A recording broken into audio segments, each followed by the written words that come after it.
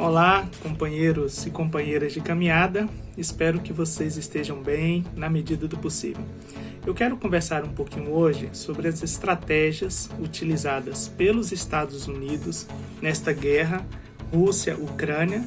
Nós já vimos em momentos anteriores que se trata de uma guerra capitalista, de uma guerra imperialista.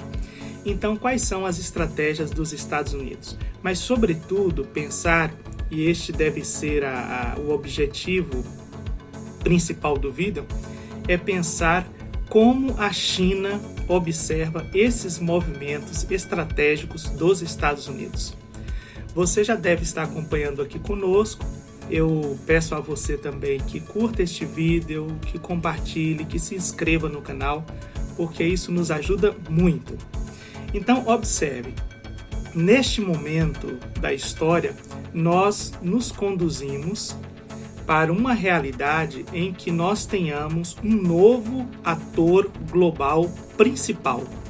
Uma economia que, de fato, entre aspas, lidere o crescimento econômico do mundo neste século XXI, pelo menos nesse início de século XXI.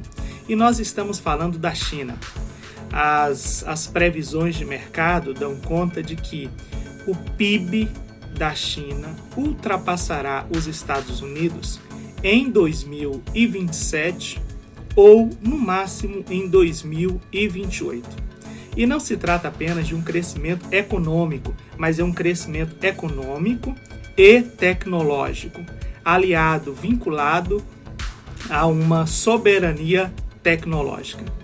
Mas quando eu falo de pensar as estratégias nesta guerra, e deixando este ponto para retornarmos logo mais ao crescimento econômico da China, você já percebeu, eu acredito que sim, você já deve ter percebido a quantidade e o nível das sanções sofridas pela Rússia. Eu até anotei aqui, porque são muitas, né? Então, a Sony, a Disney e a Warner, que são importantes estúdios de Hollywood, já disseram que não exibirão seus filmes, seus lançamentos em território russo até que o Putin anuncie o cessar-fogo.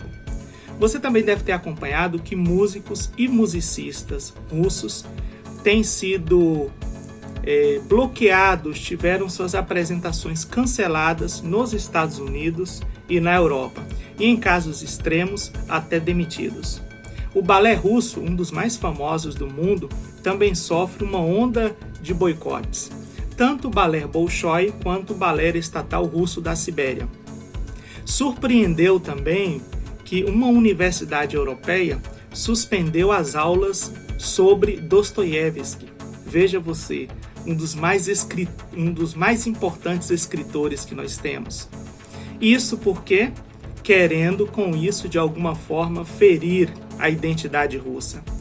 Também as marcas de cartão de crédito Visa e Mastercard anunciaram a suspensão de suas operações na Rússia. A Federação Internacional de MMA anuncia suspensão de atletas russos. A FIFA já anunciou o corte da seleção da Rússia para o Mundial de Clubes no Catar. A Samsung também suspende o envio de mercadorias e de equipamentos para a Rússia. Até mesmo gatos, veja você, gatos russos foram banidos em competições internacionais. A FIA, a Federação Internacional de Automobilismo, proíbe pilotos russos de utilizarem suas bandeiras nas comemorações, nos carros e tal. Veja, até a Suíça, né, que mantém-se neutra desde 1815 em conflitos internacionais, resolveu adotar as sanções europeias contra a Rússia. Qual o objetivo disso tudo? Ora, o objetivo é isolar completamente a Rússia do cenário internacional e estrangulá-la internamente. É fazer com que os próprios cidadãos russos se levantem contra o governo. Isso está chegando num ponto muito extremado. Eu não estou aqui emitindo um juízo de valor se essas sanções são certas, se são erradas. Não é isso. o que eu chamo a atenção é o seguinte: neste momento, em certos países do mundo, nós já temos notícia de que os russos sofrem preconceito e perseguição. Então estão construindo sobre a Rússia, que já tem uma história por conta do nosso anticomunismo e etc., que já tem uma história muito mal contada em certos espaços do Ocidente, os cidadãos russos começam a sofrer perseguição e preconceito em várias partes do mundo. E aqui eu quero retomar e amarrar estes pontos. Nós percebemos nesta guerra o poder que os Estados Unidos têm de influenciar outros países, outras nações e organizações. Isto nós chamamos, nas relações internacionais, de soft power, que é um tipo de poder suave, um tipo de poder auxiliar. E nesse sentido, não apenas a OTAN parece ser o braço armado dos Estados Unidos, seu poder auxiliar, mas, sobretudo, estas organizações todas que nós imaginávamos neutras e etc., elas também acabam tomando um partido, e um partido claro. Neste caso, eu disse e repito, eu não estou aqui emitindo juízo de valor sobre as sanções. Nós estamos analisando, refletindo sobre a profundidade e a densidade delas. Por quê? Porque nós também podemos perguntar, e perguntar tranquilamente, onde estavam essas organizações e estes países quando o Iraque foi invadido, quando o Afeganistão foi invadido, quando a Síria vivia em guerra, quando a Palestina está vivendo uma situação desumana. E sobre a Líbia, nós poderíamos acrescentar aqui muitos outros conflitos armados ao redor do mundo que têm a participação primeira da OTAN e que não sofreram nenhum tipo de sanção. E as que nós tivemos, que foram mínimas, nenhuma numa escalada como essa que nós estamos assistindo dos Estados Unidos contra a Rússia. E são várias, como eu disse, e em vários espaços. Veja você, até os canais russos de imprensa, de televisão, estão sendo proibidos em certos espaços do mundo. Então, esta guerra nos mostra o poder de convencimento que os Estados Unidos têm.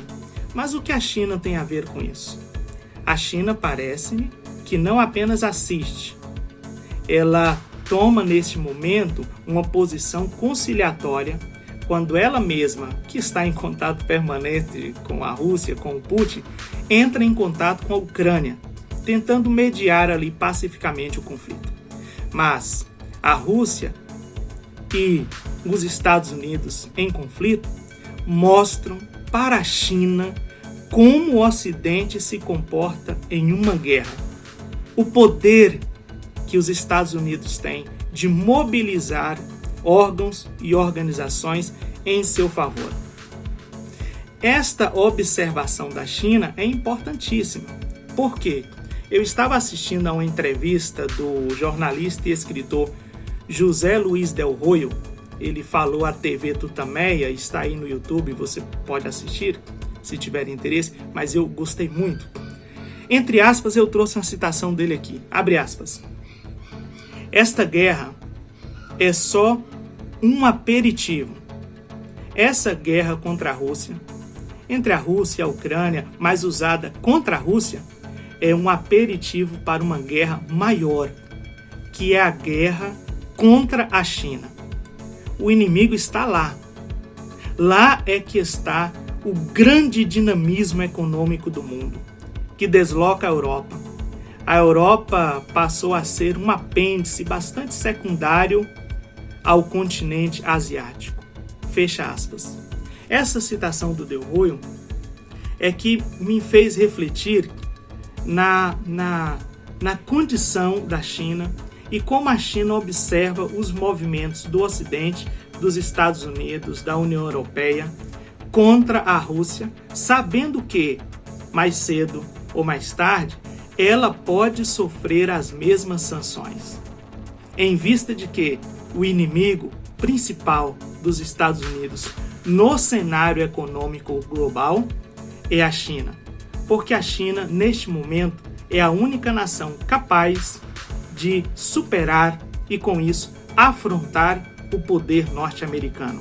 A China caminha a passos largos para se tornar a maior potência econômica e tecnológica do mundo. E a gente sabe, quem tem dinheiro, quem tem poder, no caso destes grandes atores internacionais, investem pesadamente parte do seu PIB na área militar, naquilo que eles chamam de Ministério da Defesa, mas que é utilizado claramente para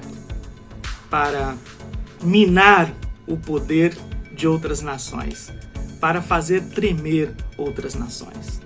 Então pense junto com a gente sobre isso, as estratégias utilizadas contra a Rússia e como a China observa estes movimentos todos e se prepara também para enfrentá-los mais cedo ou mais tarde.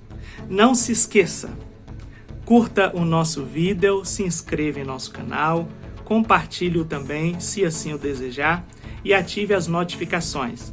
Nós queremos ter boas conversas aqui com vocês, tá bom? Deixa aí nos seus comentários também as suas impressões, o que você acha, como é que você vê este movimento, tá bom? Cuide-se, fique bem naquilo que depender de você e sigamos!